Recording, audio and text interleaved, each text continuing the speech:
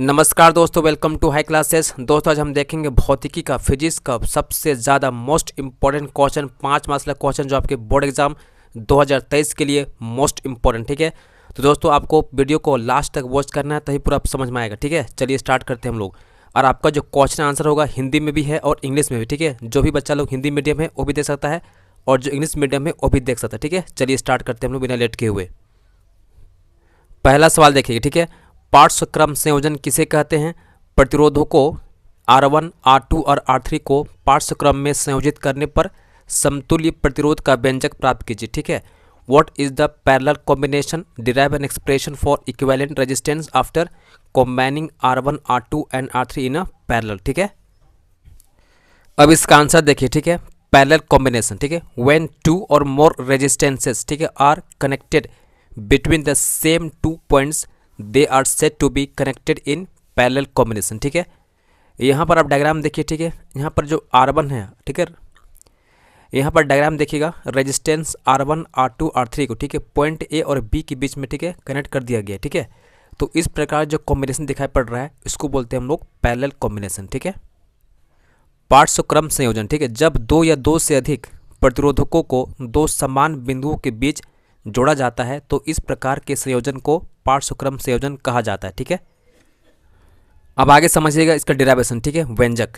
इन parallel combination. ठीक है, the total current जो होता है I होता है is equal to the sum of the separate current through each branch of the combination. ठीक है, पार्श्वक्रम संयोजन में धारा जो होता है, करंट जो होता है बढ़ जाता है। ठीक है, अलग अलग शाखाओं में बढ़ जाता है। ठीक है, तो यहाँ पर क्या होगा, हम लोग का I बराबर क्या होगा, I1 plus I2 plus I3 हो जाएगा। ठीक है, इसको हम इक्वेशन 1 मान लेंगे। ठीक है, यहाँ पर डायग्राम देखिए, यहाँ पर जो आपका करंट I आ रहा है, ठीक है, यहाँ पर देखिए इस जंक्शन पॉइंट ए पर, ठीक है, I1, I2 और I3 में बढ़ जाता है। ठीक है, लेकिन जो वोल्टेज होता है ना पैरेलल सीरीज में, ठीक है, वो हमेशा एक रहता है। ठीक है, ये बढ़ता नहीं है। ठीक है, नॉट चेंज नॉट डिवाइड। ठीक है, डिवाइड नहीं होता है, सब में यहाँ पे भी होगा, यहाँ भी होगा, यहाँ भी होगा। ठीक है, सब में भी रहता है। ठीक है, अब आगे देखिएगा, नाउ अप्लाइंग ओम्स लॉ। ठीक है, ओम के नियम से, ठीक है, कैसे होगा, I1 निकालेंगे। ठीक है, I1 क्या हो जाएगा हम लोग को V/R1 हो जाएगा, क्योंकि हम जानते हैं कि V इक्वल टू कितना होता है, IR होता है। ठीक है, तो यहाँ से I निकालोगे, I इक्वल टू क्या होगा, V/R हो जाएगा। ठीक है,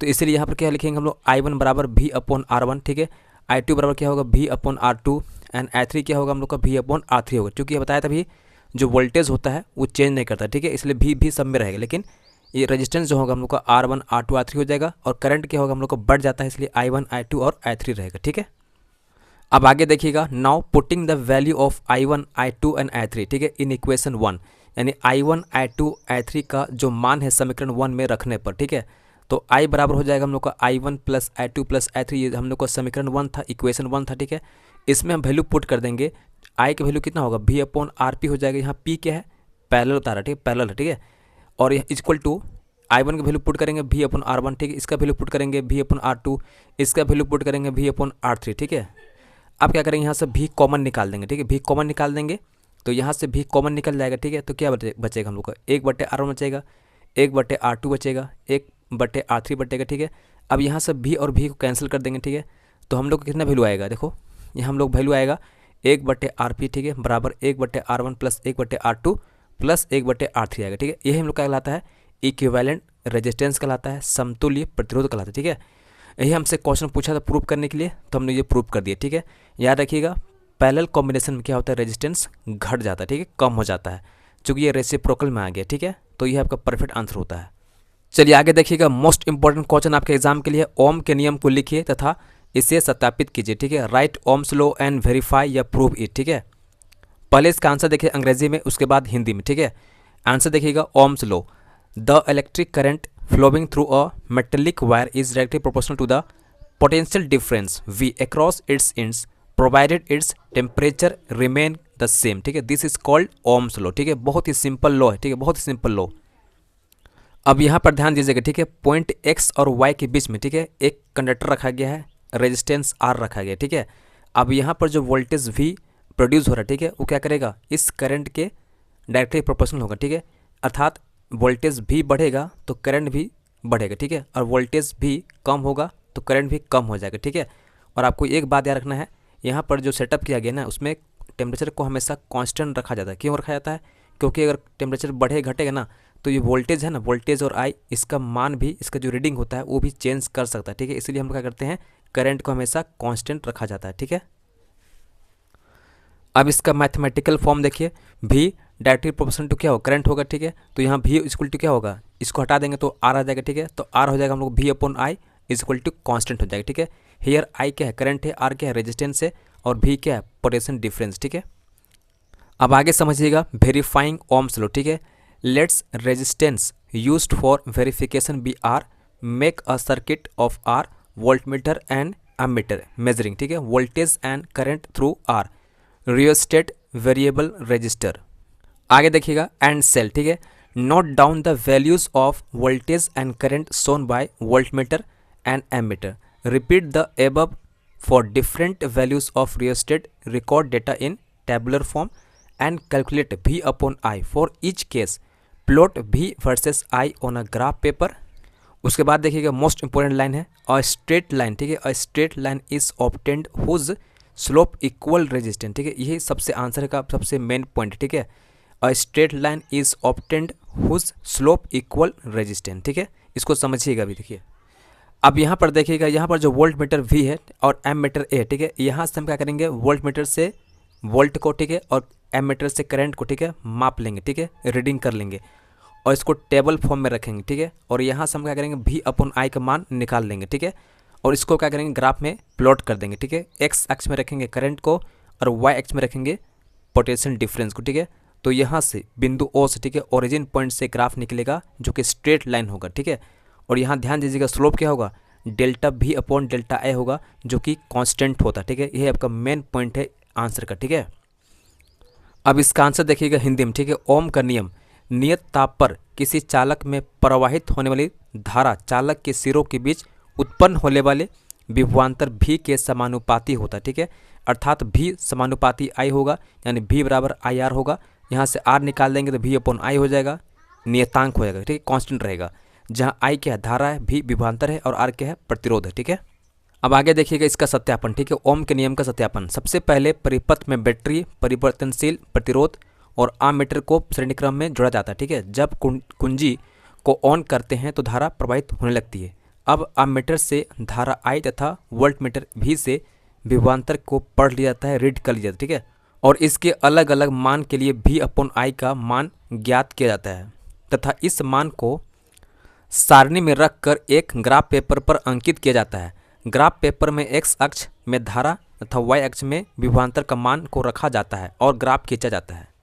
ग्राफ लगभग मूल बिंदु से होते हुए एक सीधी रेखा में जाती है जो बताती है कि V अपॉन आई का मान हर बिंदु पर समान है, यानी कांस्टेंट है। ठीक है, चलिए नेक्स्ट क्वेश्चन करते हैं, मोस्ट इंपोर्टेंट आपके एग्जाम के लिए। 15 सेंटीमीटर फोकस दूरी की किसी उत्तल दर्पण से कोई बीम 10 सेंटीमीटर दूरी पर रखा जाता है। प्रतिबिंब की स्थिति तथा प्रकृति ज्ञात करें। ठीक है, An object is placed at a distance of 10 cm from a convex mirror of focal length 15 cm. Find the position and nature of the image. ठीक है, अब इसका आंसर देखिएगा सॉल्यूशन। ठीक है, हियर यहाँ गिवन दिया गया है F is equal to 15 centimetre, U is equal to 10 centimetre. ठीक है, अब इसका साइन देखिए कैसे लगाते हैं। ठीक है, यहाँ पर देखिए, यहाँ पर देखिए ये हम लोग का उत्तल दर्पण है। ठीक है, क्या दर्पण है, उत्तल दर्पण है, कॉन्वेक्स मिरर। ठीक है, तो कॉन्वेक्स मिरर में क्या होता है, फोकस इधर होता है। ठीक है, इधर होता है। ठीक है, इस साइड होता है।